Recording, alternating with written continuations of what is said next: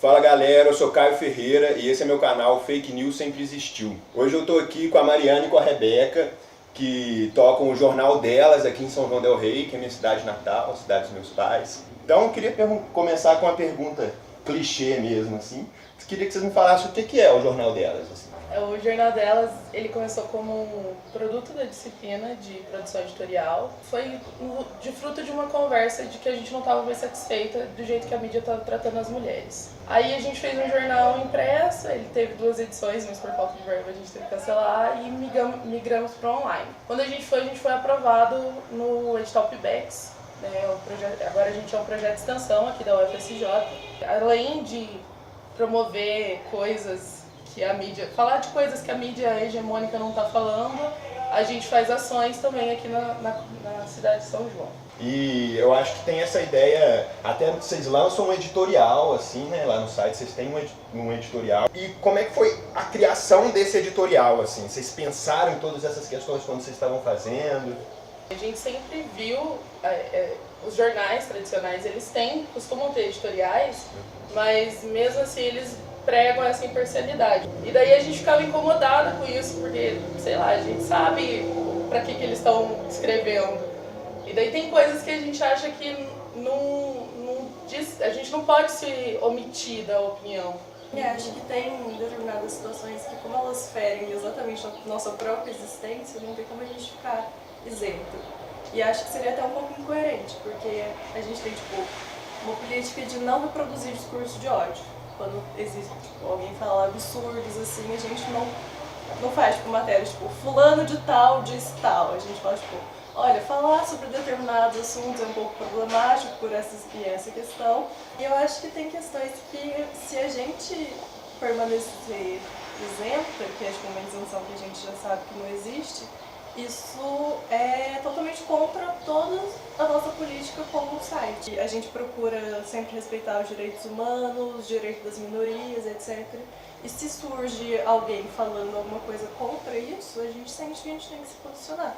Porque senão seria desrespeito com o nosso próprio público. Eu acho que tem uma ideia que no canal, nas outras entrevistas, que a gente já discutiu bastante também, dessa ideia de que a mídia tradicional, ela forma a gente desde pequeno, assim, né?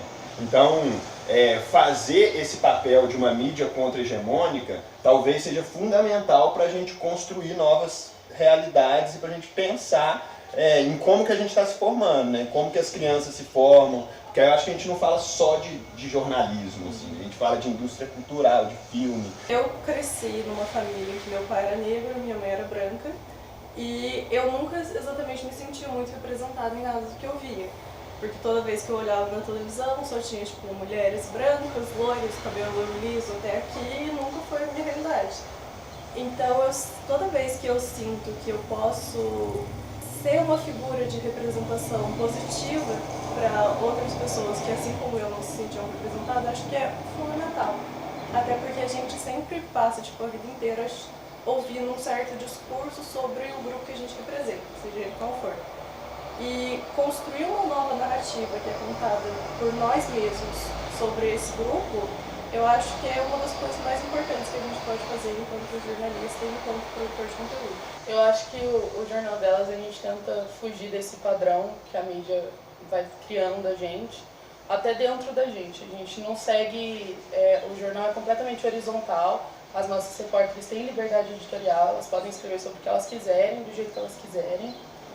E sim, o que a Beca falou, a gente busca ser o mais representativo possível para fazer com que as outras pessoas vejam que elas também podem, né? Coisa que a gente não via, né? Eu acho que tem uma questão que eu vi lá no site, que é aquele espaço que vocês têm de deixa ela falar, assim, né? Esse espaço, vocês abrem, vocês têm esse espaço aberto para quem quiser? É justamente isso, a proposta do Deixa Ela Falar é para abrir para outras pessoas que a mídia tradicional não dá espaço para elas. Então, se uma pessoa, sei lá, da computação, que é a Bárbara que está comigo, ela quer escrever alguma coisa, quer se posicionar, mas ela não vai conseguir publicar em nenhum lugar. Então, é dar visibilidade para o que ela está falando. E não só isso, mas também artigos acadêmicos que a pessoa não conseguiu publicar, é ter um espacinho para as outras pessoas também poderem contribuir. Várias vezes o pessoal manda, no inbox da página, manda no e-mail, gente, eu tenho esse texto aqui, não sei o que fazer com ele. Aí foi daí que a gente decidiu, não, vamos publicar. Porque se tem gente produzindo e tem gente querendo que isso seja visto, a gente vai dar essa plataforma para essas pessoas. E tem uma outra questão que tem também no site que eu achei muito legal quando eu vi, que é a parte do ABC delas, que vocês colocam, né? Que é tentar falar desses termos que a gente usa, acho que até aqui mesmo a gente vai falar democratização, hegemonia, que não são termos que são populares e que todo mundo entende o que está falando, assim, né? De onde veio essa ideia de criar o ABC delas, assim, e como é que foi para vocês construírem, tipo, explicar isso com uma linguagem simples? A gente começou porque a gente estava num site antigo ainda, a gente estava vendo que a gente usava muito termo que às vezes não era nem do português e que a gente apropriava de outras línguas para falar de coisas que na realidade são simples, mas como a proposta é expandir o conteúdo, né, falar para todo mundo poder entender, então foi uma forma que a gente arranjou de justamente democratizar o que a gente estava falando. E na construção foi uma proposta que a gente passou para os repórteres. Então, toda vez que vocês usarem um termo que não está muito claro, você acha que nem todo mundo tem acesso, nem todo mundo consegue entender o que você está falando, escreve uma descrição. E daí foi assim, né, Beca? Ele cresce, assim, toda vez que alguém escreve uma nova matéria e sente, tipo, um termo não está muito claro, a gente coloca um hiperlink, que daí a gente coloca um hiperlink na palavra, a pessoa já cai ali no ABC dela e já pode verificar o que é. Porque o feminismo tem termos muito específicos, né? Em toda a área de conhecimento tem. São termos, assim, muito específicos que significam coisas, às vezes, nem tão específicas. Mas se mais pessoas podem entrar em contato com isso, é o que a gente quer. E às vezes nem termos, né? Tem conceitos, tem violência simbólica, a gente explica do que a gente está falando. E, assim, queria propor para vocês tentarem fazer tipo, uma análise de como que a mulher e como que o feminismo é visto na mídia tradicional, assim. A mulher ela é branca, né, amiga? Hétero, classe média. Durante algum tempo eles tentaram construir a ideia de que feminista não se depila, feminista é feia, feminista é gorda, feminista é lésbica.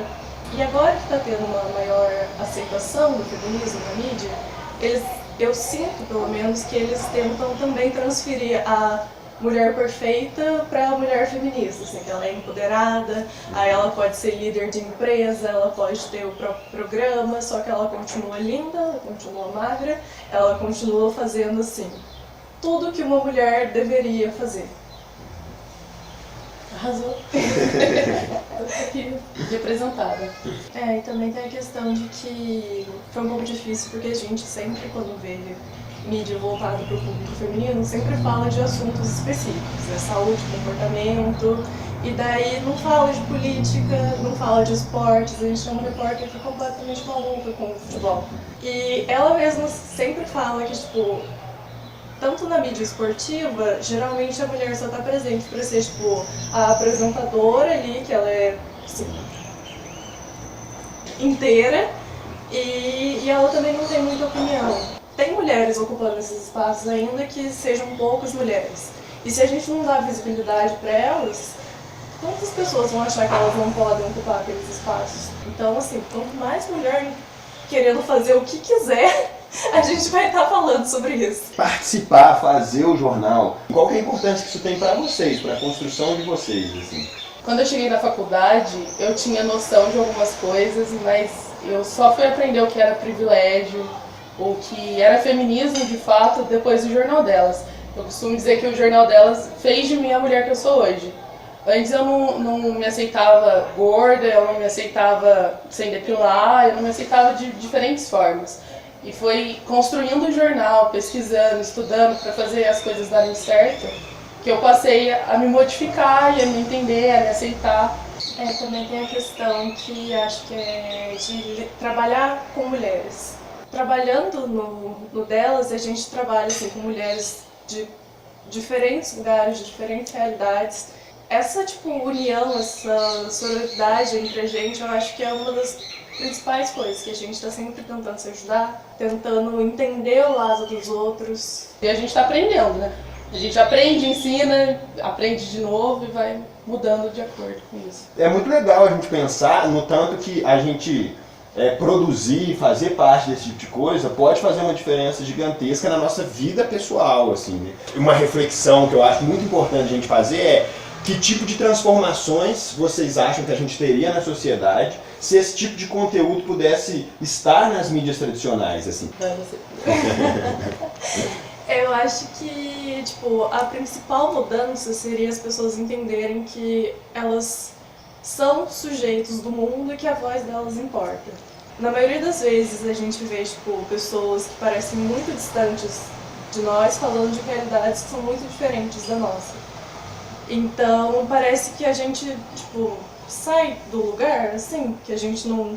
Assim, eu tô aqui vivendo a minha vida desse jeito aqui, mas não interessa, porque o que interessa tá lá. Você também veria realidades que são diferentes da sua.